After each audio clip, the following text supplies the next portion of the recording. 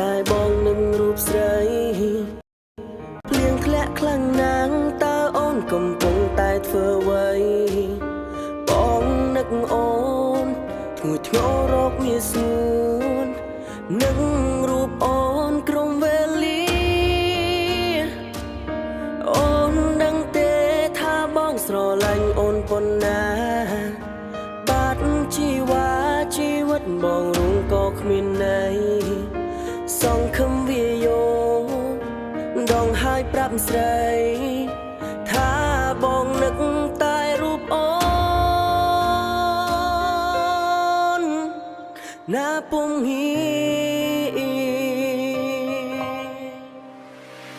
មនុស្សស្រីម្នាក់នេះតែងតែមើលថែបងពេលបងវិបាកចិត្តស្មុគស្មាញម្ដងអូនសើផងអូនយំផងចង់ឲ្យបងញញឹមអូនតែនិយាយថាក៏មកជួយមនុស្សកុំចិត្តទេអស់សង្ឃឹមអូនជានារីដែលធ្វើឲ្យបងស្គាល់ច្បាស់ស្នេហាព្រួយបារម្ភពីបងពីដែលឆ្ងាយពីកាយាពេលនេះទើបដឹងថាក្តីស្នេហាមាននំឡៃសុំទុកពីមុនដែលបងខុសឆ្គងមិនសេះរវល់ពីស្រីពេលនេះវេលានេះបងសូមសន្យាលះបងក្រុមយ៉ាងឈប់ទំនុះសាវ៉ាឈប់តែចារឹកពោសាទឈប់តែញ៉ែស្រីឯណាយើងវេលាបងទាំងអស់សាំងអនុសាសន៍នឹងគ្នានៅតែគិតថាខ្លួនឯងនៅតែក្នុងក្តីស្រមៃពេលដែលអូនប្រាប់ថាស្នេហ៍ទើបបងយល់សពតែថ្ងៃតែទោះបីជាយ៉ាងណាបងអរគុណដល់ភូមិអរគុណដល់ព្រេងវាសនាយើងគឺជាសង្សារនឹងគ្នានឹកណាងមានស្នេ